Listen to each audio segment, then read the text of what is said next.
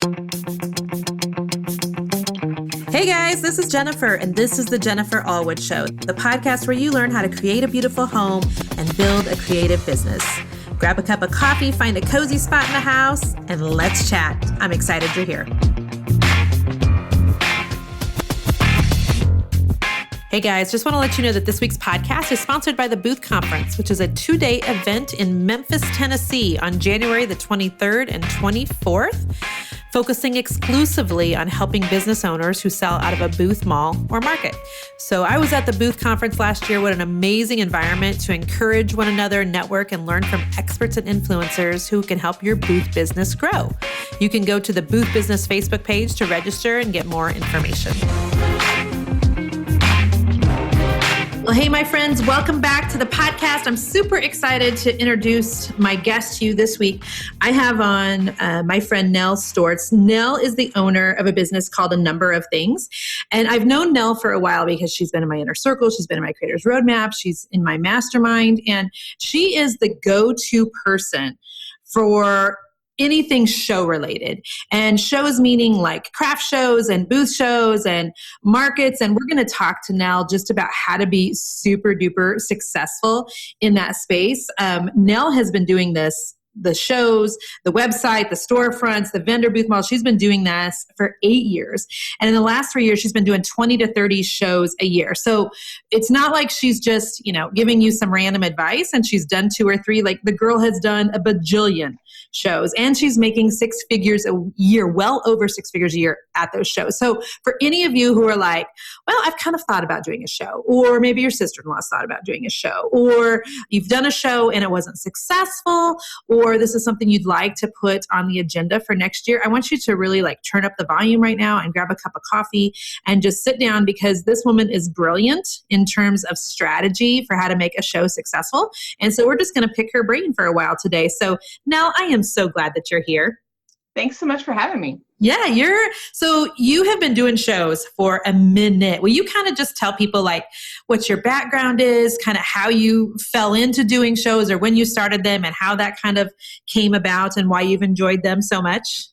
Well, I started as a number one show shopper. I would loved a good show. And so my mom and I would go to shows, big flea markets, little flea markets, and we were very good at shopping at them. And we were at a show 9 years ago, and I looked at my mom and I said, next year we're going to be selling at this show. And she was like, I don't know. And I said, yes, we're going to do it. And did you even have something that you were making or anything at the time? No, we had no business. Oh, that's awesome. But we're makers. We've always been makers our whole life. And so I was like, well, we can figure out something. So that summer, we were school teachers. So that summer, we kind of got another teacher friend, and the 3 of us got together and put in a little capital and bought a vinyl cutting machine and just started kind of making some things. And the show came and it got closer and closer. And we just built up a little bit of a inventory. And my dad made us a booth out of PVC pipe and felt fabric. Oh, you love dads that are willing to just come in and help. Yeah. Oh, my dad is the number one guy. And so we had that first show, and we paid for, and it was a 1-day show, and we paid for everything we bought plus made a little money. And we were like, okay, now what do? We still have some inventory. We've paid ourselves off, and now what's next? So then we started finding other shows. And I just have been doing them ever since. And you are physically located where? Remind me where you're physically located. We are north of Dallas in McKinney, Texas. Okay. Yeah. And so you've done the last, several years are doing 20 to 30 shows a year. So tell me, Nell, as someone that has shopped at shows, but I've never had a booth or anything, the word show, is it kind of like an umbrella term for other people might call it a flea market, other people might call it a craft fair, other people is that kind of an umbrella term? Yes. So some people call them definitely a craft fair, a flea market. It can be a variety of things. So one of the shows that we do the most is called Vintage Market Days. It's a franchise that people own. They're all over the country. Yeah, they're in Kansas City. I recognize that name. Yes. So we do a lot of Vintage Market Day shows. We also still do some high school, it's your local high school might have something. We do one called Market in the Meadow, and it's, at a junior high. Okay. And so it's just any kind of churches do them, any kind of craft fair, craft show, like vintage show, junk gypsy. There's all kind of, show names, but anything where it's a group of vendors who are all converging on one site for a day or a weekend. Okay. So thank you for that more in-depth explanation. And so we're going to pick your brain right now, or I'm going to pick your brain for my listeners, because we have a lot of people that either are doing shows and maybe they haven't been as successful as they'd like to be, or they want to do a show and they just don't know where to start. So can you talk to my audience about how you pick good shows? Like, do you have some criteria or some things you look for, or is it just kind of word of mouth, or how do you decide? Because there are a lot, if I'm correct. Right. And so how do you decide like where in the United States you're going to go, and what for you makes a show good? Like, what's the definition of a good one? Okay. So I start by looking at who is promoting the show. And I look at, does it have a Facebook page? Does it have some kind of social media presence? Because previous shows are going to tell you how many people are going to come to the next one. So if it's, I go on Facebook and I see, do they have, 10,000 followers? Did the last show have a lot of good reviews? Did it have a lot of bad reviews? If it had bad reviews, like there was no air condition, or, people were upset, did the promoter come in and comment and say, oh, thanks for giving us some tips so that we can make the next show better? Sure. There's definitely things like shows are a work in progress, just like anything. So absolutely. As long as the promoter is, making changes and like, we hope to see you again and all that kind of thing. So I start by just looking at what is their social media presence? What is their online presence? The benchmark in my mind is I try to make 10 times my booth rental. Okay, so I want you to repeat that one more time for anybody who may have just missed that, because it's super smart. So say that one more time. So I want to make 10 times my booth rental. Okay. So if it is a local little church show, which those are sweet and cute, and you pay $50 to go. Okay, so that means I'm hoping to walk home with $500. Now, for me personally, not even worth it, not even close. Yeah. But if you're starting out, you're like, okay, I can come up with, you need about 2 to 3 times of that in your inventory. So if I can come up with about $1,500 of inventory, I want to make $500. This would be a good start for me. So that's good. That is a really good equation. Like, I love the math. Okay. Right. I used to be a math teacher. So I know you are. And the name of your business, a number of things. So I know you dig numbers. So then if it's a bigger show and maybe the booth rental, because I buy 3 booths at every show I do. So if the booth rental is $200 a booth, I'm going to buy 3 booths. That's going to be $600. So then I'm hoping to clear $6,000. So like that would be a show that I would want to go to if I can clear that. So that's kind of just and the then general you'll take equation. with you like $18,000 of inventory. I try to take 2 to 3 times that in inventory. Okay. Wow, girlfriend. Yeah, so that's a lot of stuff. But so that's the second thing, is the price. So first, social media presence. Second, how much does it cost? And then there's other little clues that can tell you, is this a professional show or not so much? So like if there is a contract that seems like a lawyer has looked it over, there's several things you have to agree to. You're like, okay, this is legitimate. If it is just like a Word document with fill in your name and your address, you're like, oh, this. If it's janky. Right. My new favorite word. Yeah. Right. If it's janky, don't go. Okay. Or if it's like they let anybody in, if they're desperate for vendors, then that should tell you something, that it's not going to be great if they're desperate for people to come. And then the one last thing is I look at, do people have to pay to get into the show? Ooh. So I don't always do shows that people have to pay in, but I will tell you, if people have to pay $5 or $10 to come to the show, they are there to buy things. If it is a free show, they are there to buy a corn dog and lemonade and look around. Okay, so that is really good. And can I tell you why? There's this show in Kansas City called the Holiday Mart, and it's more for like jewelry and clothing and candles and that sort of thing every year. And there's a cover charge to go in. But the truth is, like, it's on my calendar every year, because every year I'm like, I'm going to make sure I have, don't have anything on my calendar that Friday, and I'm going to the Holiday Mart, and I'm going to spend money. Like I, have budgeted for this every single year. And so you are exactly right. I never really thought about that, but you have to pay to get in, and I'm going to be there spending cash. Right. When you pay to get in, you're invested, and it was like really a big choice to go. And so you're going to be spending money, especially at the holiday times. Okay. So that is such great advice. So can I just assume now that based on your advice, the fact that you know how to pick a good show probably means that you have picked some that were not so good? Yes.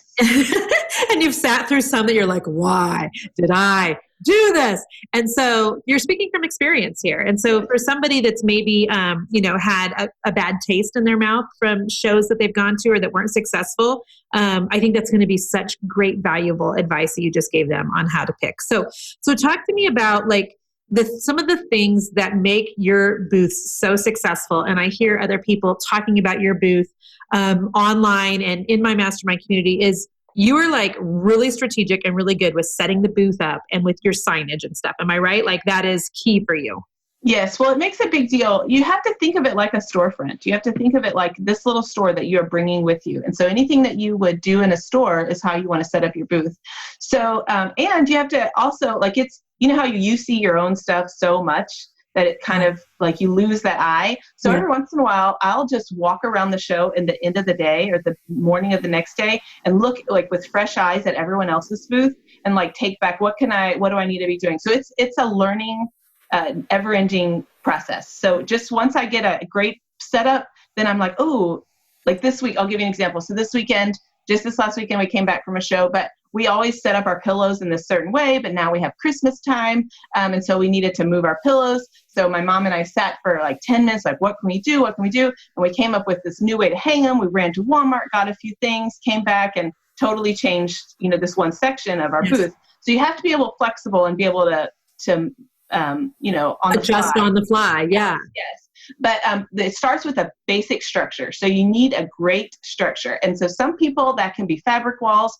For us, it has to be wooden walls because we have big, heavy products. So we want to be able to hang them like you would hang them in a house and lean and all that kind of stuff. So you have to start with a really good structure. Ours is, once again, my awesome dad. We sat with him with a meeting a year ago, and we made a prototype of these walls. It's like Lincoln logs. They set up, and they're amazing. Oh, that's awesome. I loved Lincoln logs. Yes. I'll have to do a demo of us setting it up on my group page. But it has this track and all the walls sit in it, and you put a track on the top, and then the walls are done. So the basic structure is the beginning. And then it's furniture, just like a house. So mine has, I have several sets of bookshelves, some old furniture, some new furniture, some things that we can arrange depending on our space size, but that's next. Okay.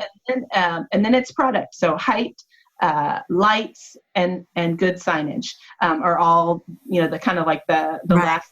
Signage is like the jewelry. It's like the explanation. It's like because people don't, you have to think about who your customers are.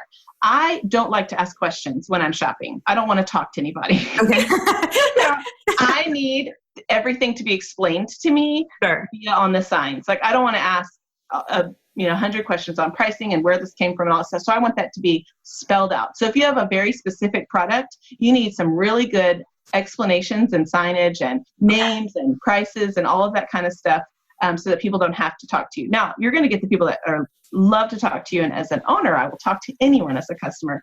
But as a customer, though, it's just not my favorite thing. Sure.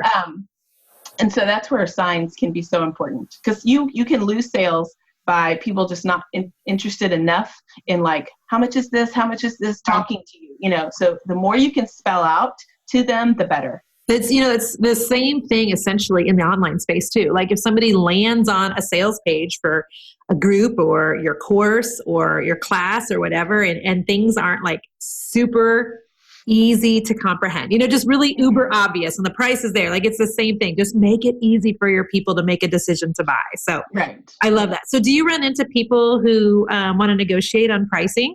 Is that ever a deal? Yes. And so because of the markets we do, there's different, some vendors are very much into dealing and others are not. And I actually wrote a blog post about this because it just frustrates me sometimes as the business person. I never mind someone asking. I mind the face when I say, oh, I'm sorry, our prices are firm.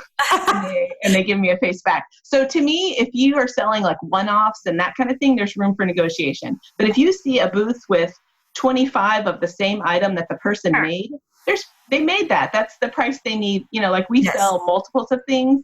And so, no, that's the price. Because I can't justify giving it to you for less when I just sold it to someone else for more. The absolutely same item. So one-off items, people I say, hey, yeah, you go for it. You try to get a better deal. But when it's a booth who they make everything, generally those are the prices they need. So I just very nicely smile and I say, oh, our prices are firm.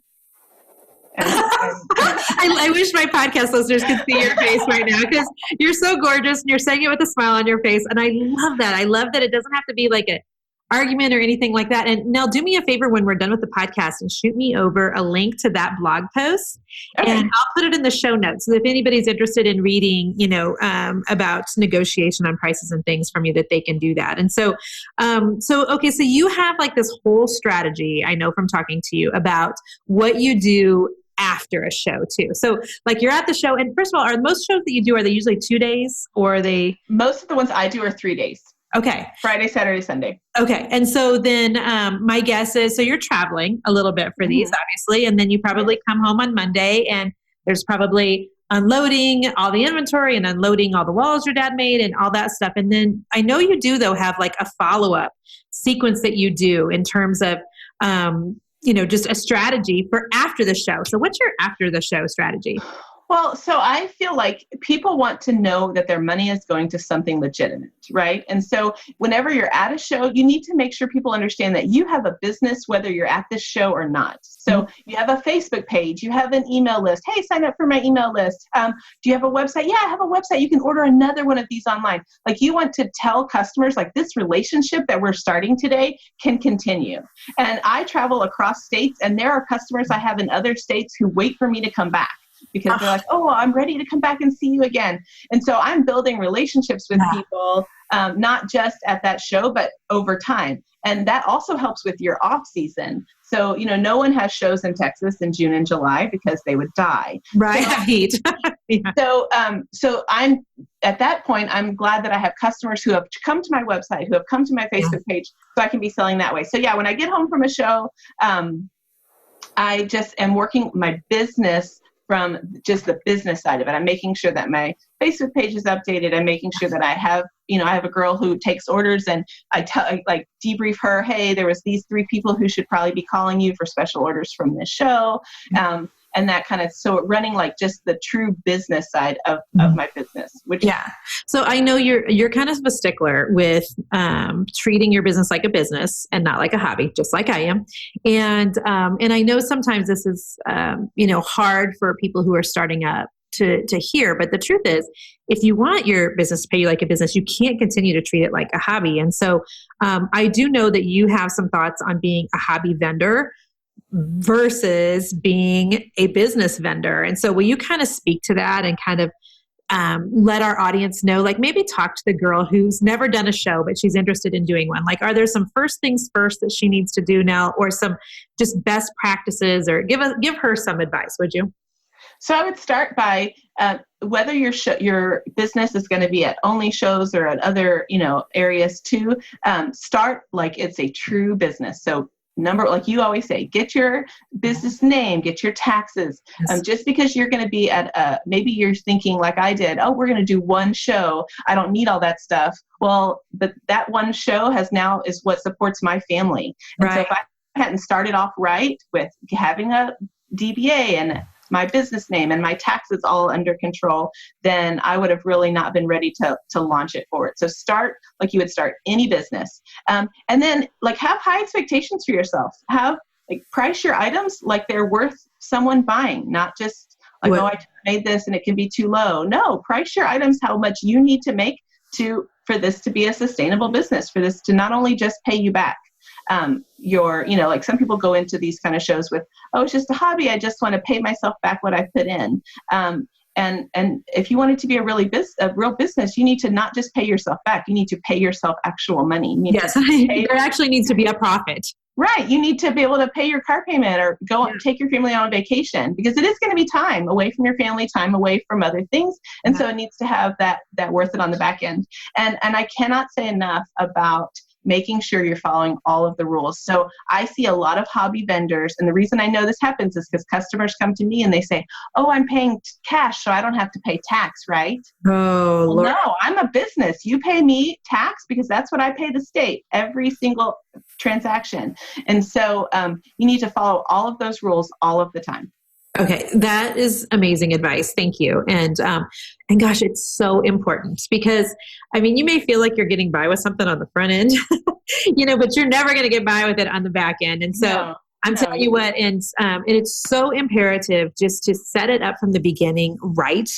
And then that way you just never have to worry about it. So thank you for that. So where are you going to be at in terms of shows yet this fall? Are there places that people can see you? Yes, I still have a few shows in Texas left. We will actually be in a town called Waxahachie, Texas, which sounds small, but it's south of Dallas, in 2 weeks. And then I'm going to be in Birmingham, Alabama at the end of October. And I still have, San Antonio, in the San Antonio, Texas area. And then our biggest show, this is so funny, our biggest show of the year is in McKinney, where I'm from. And it's just down the street. It's 5 minutes from my house, but it's by far like our hugest show. So that's exciting. And it's the weekend right before Thanksgiving. So it's a great time of year for that kind of show. I love that. So what I love about what you're doing now is that, like, you're not playing at this. I mean, I love that this is like a full-time, 6-figure a year business to support your family. And you've got other family members that are helping you with this. And it's very possible to have like this be a full-time income. Like, I think there might be this misconception of hobby money, like you were talking about, but this is like a legitimate, it's very possible. I love that you just are a good example of what's possible for when you do a show right. And so I know that you have a gift to anybody that may be listening to this podcast and is interested in doing it right. And so if I remember correctly, you've made a little like PDF of do's and don'ts for shows that my listeners can go grab for free. Am I right?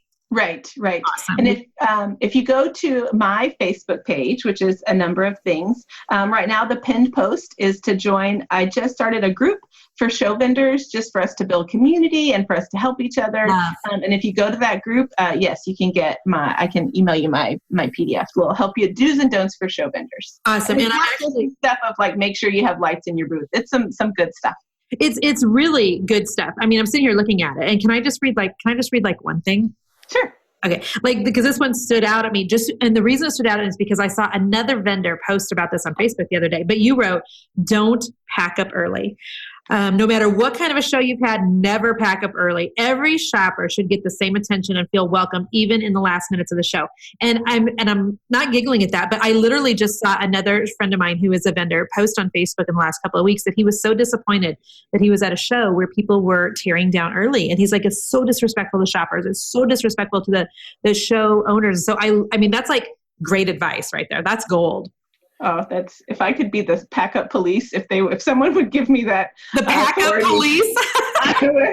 I would love to, with my smile, go up to people and say, hey, there's still some people here. Please don't start packing up. I have had some of my biggest sales in those last 5 minutes because it's people running around trying to get their last stuff. I mean, sometimes people come and drop $300 in that last couple minutes. So yeah, I love that. Great advice. Okay. So for those of you who are listening to the podcast, go check out Nell's Facebook page at A Number of Things. You can find her on the website at anumberofthings.com. Nell, is that correct? .net. Okay. And is there any other lasting, points that you have to make? Otherwise, I'm going to do a little bit of rapid fire and ask you 3 quick questions if you're okay with that. Oh yeah, I'm okay with that. All right, cool. So I used to do this for all of my guests, and then I got out of the habit. And I was just thinking this morning, why have I gotten out of the habit? I think it's fascinating. So I'm just going to ask you 3 quick questions that have nothing to do really with business, but I'm curious just because I think it helps us to get to know the person that I'm interviewing. But would love to know your favorite book. So I only like books that I can have like 3 or 4 in the series. So I don't really have a favorite one. It's just any time that there's a series of 3 or 4 books, I cannot not just read one book. It has to be a series. Okay, that is the most interesting answer I've ever had to that question. Okay, so you're just a series girl. Okay, what about your favorite place to vacation? We don't go on too many vacations, but I have taken. Well, you have a lot of kiddos, am I right? Yes. And anywhere with my kids together is really great. But we went skiing a couple of winters ago, and that was really fun. Awesome. Did you go to Colorado? We went to New Mexico. Oh, it was mama and the kids. So it was my first time to take. Well, we travel a lot, but it was just me and the kids, and so I drove them to New Mexico. Yeah. So piggybacking off that, Mr. Magic made us. We were supposed to go skiing last year over Thanksgiving with the family, and this thing called football happened now. And every football mom on the other end of this podcast is nodding her head right now. And so my son's team just kept winning, and they kept winning, and they kept winning, which was amazing. but kept stretching the season out further and further and further. And their state football game was the weekend that we were supposed to be skiing in Colorado. So we canceled our trip because we can't miss state football. So Jason just yesterday, rebooked our trip to Colorado over Thanksgiving. It will get bumped again if they go to state again this year. So we'll see. But I'm hopeful we can go to state and get on a ski trip, and it'll be our kids' first time skiing. So that should be interesting. And then tell me your favorite Netflix series if you have one. So I watch Netflix, and if you could see me, I watch with air quotes. I listen to Netflix while I work. So, when we're creators, we have to have something on. I have to have something on all the time. So I just listen to the same shows over and over again. So my ultimate favorite is The West Wing. I have probably listened/watched that show all the way through all 7 seasons, maybe 15 times. So funny. I've never even seen that once. Oh my gosh. If our politicians could be the politicians on The West Wing, everyone would be great. Martin Sheen is the best president ever. Okay, so isn't there an actress on there, though? We're totally going rogue right now, but I love this. Isn't there an actress named Ainsley? Yes. Okay, yes. And the only reason I know that is because when I was pregnant with Easton, if Easton was a girl, his name was going to be Ainsley. Because I remember seeing it on, a preview of the show or whatever, and thinking, "Ooh, Ainsley Allwood, that has a nice little jingle to it."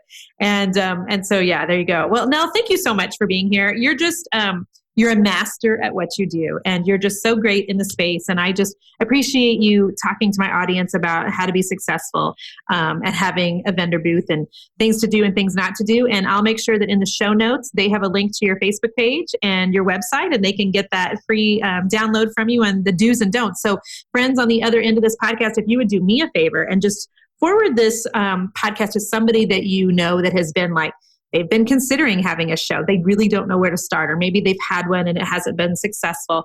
And so if you'll do me a favor and just forward this to them, that would be such a blessing. And then I just want to take just 1 second real quick to read a podcast review from Life Takes Heart is the name of the business. And Life Takes Heart said on my podcast this week that I am one of her favorite female entrepreneurs. Thank you for that.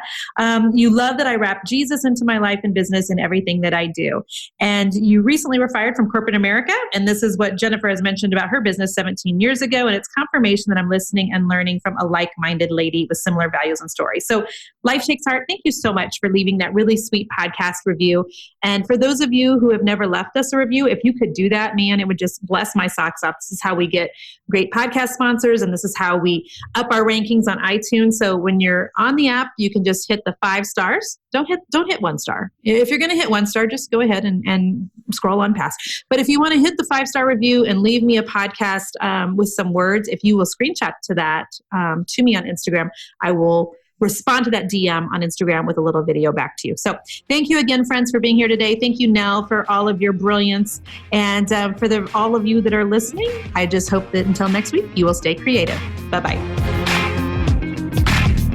Hey friend, thank you so much for listening to the podcast again this week. I'm so honored that you're here and that you just listen week in and week out and that you share the Jennifer Allwood Show with your friends and family. Thank you, thank you, thank you. Hey, don't forget that you can subscribe to the podcast on iTunes, or if you're an Android user, go download the Stitcher app and you can subscribe there so that you know every single week when a new episode releases. Also, if you have any time to leave us a review, these reviews are super important in getting guests for the show and sponsors for the show. And so we'd appreciate it if you have just a second to leave us a review. That would be amazing. Thank you guys again for being here. And until next week, stay creative.